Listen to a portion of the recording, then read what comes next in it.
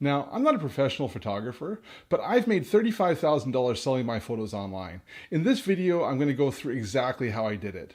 Which sites I've tried, which ones worked, which ones didn't, as well as which ones I think are going to be the best sites in the coming year. Let's get started.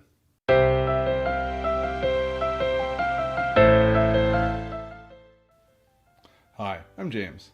I make a living as a software developer, but I love travel and landscape photography. For the past 7 years, I've been selling my photos online.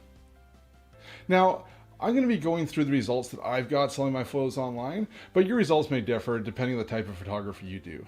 I'd love to hear in the comments section about whether you've tried selling your photos online before and what type of success you've had. Also, stick around at the end of this video because I'm going to go through which sites I think are going to be the best in the coming year. Now I'm going to jump on the computer and show you some charts of the sales I've had over the past 7 years. So I keep track of the revenue from each website in Excel. So what I'm going to do is I've just created 5 charts in Excel where I can kind of walk you through how I make money selling my photos online. I'm going to start pretty high level and I'll get into more detail, and at the end I'll kind of go through how much money I've made from each individual site. So this is how the $35,000 breaks out year over year. You can see that when I started here, my first year I only made about $1,000. And then it continued to increase over the next, for the first 4 years until 2015, when I reached the high of $7,000 a year. And there's a bit of a decline that's starting to rebound now. In this chart, you can kind of see why it went up and then went down. The green shows my revenue and the red shows how many photos I posted each year. So you can see my first year I posted about 100 photos, uploaded them to different sites online. And then my second year I was very motivated. I did over 240 photos. Now these are 240 fully processed photos that I uploaded to multiple sites. Now, in November of 2013, my wife and I had our second child, and the time that I had to go traveling and take photos as well as process those photos went down. So you can see in 2014, I only uploaded about 100 photos. Now, despite uploading less photos, my revenue kept going up in 2014 and even in 2015, even though the amount of photos that I posted went down. Now in 2016, we had our third child, and I just really didn't have much time to travel and do photography. So 2016 and 2017, I really didn't post many photos, and that's why you can see here that my revenue went down for those years. And over the past year, year and a half, in 2018, I've started to post a bit more, and it started to go back up. So you can see that once you upload your photos, you can keep getting revenue from them, even if you're not posting regularly, but it will go down slightly year over year. Looking at it a different way, this way I've shown the red line is the cumulative photos. So you can see how my photos grew over time. And right now I've got about 600 good photos posted across many sites across the web. Now, if you look at the types of sites that I upload to, you can really break them into 3 main sites. Okay, the first is direct stock. So this is my own website. So I have a website, souvenirpixels.com. I used to host it on Squarespace. I currently host it on SmugMug, and anybody can go on there and buy photos directly from me, photo licenses. So this is, companies will come on, a lot of travel companies, travel magazines, they'll see my photos. Typically, they'll see my photos on social media, and then on my social media, it links back to my website where they can just go on and purchase licenses.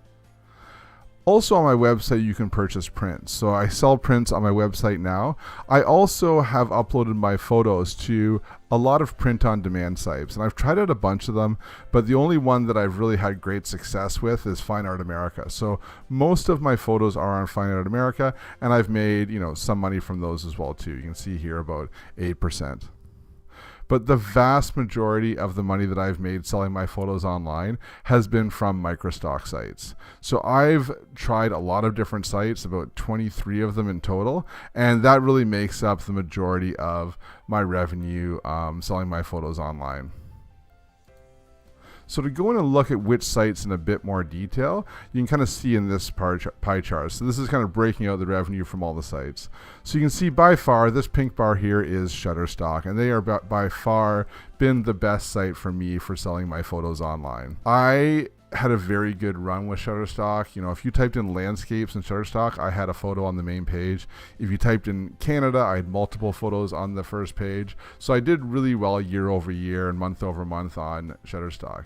Now, over the past 6 months, the search algorithm has seemed to change a little bit, and my sales have gone down a little bit. But I had a pretty good run where about 3 years I was doing very well with them.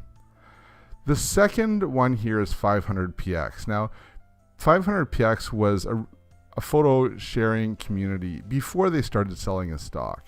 And I was involved in the community before it was selling as stock. So I had a lot of photos that were highly ranked. And when they started selling photos for stock as well too, I made quite a bit of money when they first started out. Now, there's been a lot of changes over there at 500px. They were purchased by another company. Now all the sales are through Getty. And to be honest, I don't even post there anymore. There's been a lot of changes, and I just really don't appreciate the site as much as I used to. But, you know, for a period of time, they were a very good earner for me as far as sites go. Down here, number 3 is Photodune. Now, Photodune has really only earned me a lot of money in the last couple of years. The first couple of years, it was very low, and the last 2 years, really, it's been very high. So I see Photodune really going and surpassing 500px probably this year. And then the fourth one here is Adobe Stock or Fotolia. So Fotolia was an independent stock site, and then Adobe bought them and turned it into Adobe Stock. So I had my portfolio on Fotolia. I did fairly well there, and now it's moved over to Adobe Stock. And when it moved over to Adobe Stock, I saw a bit of a dip in sales, but now I'm starting to see it pick up a bit more, maybe because I'm posting a bit more to Adobe Stock as well too. Now there's some other smaller ones here. One thing to know is this little sliver up here. It's about $400, and that's 13 sites. So I tried a lot of sites. What I'll do is when I hear about a new site, I'd upload like 200 photos to that site and see what happens. And a lot of time, nothing happened, right? Which is one of the reasons I'm making this video, right? Because I spent a lot of time uploading and, you know, trying to find these sites, uploading those sites, and really didn't get that much out of it. You know, 13 sites, $400 over 6 years is not a lot. So, you know, if I were starting out again, I would probably really just focus on the main sites that you see here and really not even worry about the smaller ones until, you know, they seem to be big enough to get some momentum, because there are a lot of stock sites out there, but I just don't think you can make a lot of money on all of them. You really need to have your photos on the big ones to start out with. Now, I hope that didn't come across as bragging, but I had no idea when I started selling my photos online that I would make $35,000 from them. Really, my goal of doing this was so that I could buy, you know, more cameras and lenses without taking it out of my family budget. And I achieved that, and I'm pretty happy with it.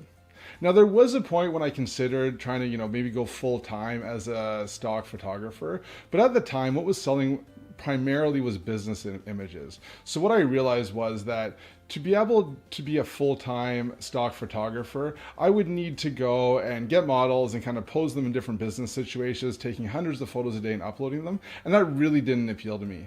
If you take a look at my portfolio, and I'll link to them, put some links down in the description, I really like taking travel and landscape photography. And I think what I realized was it would be very difficult to make a full-time salary and support my family on stock photography if I was only going to do travel and landscape. The other thing is that I enjoy my day job. I enjoy software development. I enjoy working with my clients. So I kind of feel like even if I did photography as a full-time job, I would probably just become like a software developer would become my hobby, and I still code in my part-time. Right? So I decided to stick with software development as my main living, and, you know, photography is my hobby. Now, you may have different goals, and hopefully, you know, this video is still useful, the stats that I showed, even though I kind of really only work on it part-time. Now, at the start of the video, I mentioned that, you know, at the end, I would talk about which sites I see being the best in the upcoming year. Now, about 5 months ago, I tried uploading some of my photos to free stock sites. Now, if you aren't familiar with these free stock sites, there's sites like Pexels, Pixabay, Upsplash is another one, where you can upload your photos and then anybody can use them for free, commercial purposes for free. So they're stock sites, but you don't get paid. But the thing is, when someone downloads them, the sites encourage that person to give you a donation for the photo. So I just did, as a trial, uploaded 100 of my photos, 100 of my oldest photos that weren't really making me money on any of the stock sites anyways. And in the past 3 months, I've made about $60 in donations. Now listen, that's not a lot of money, but $60 is more than I made from a lot of the lower sites that I have out there. And as my sales go down on Shutterstock, I plan on taking more of my older images and uploading these to these sites. And I think they could be a fairly decent sized revenue source for this year.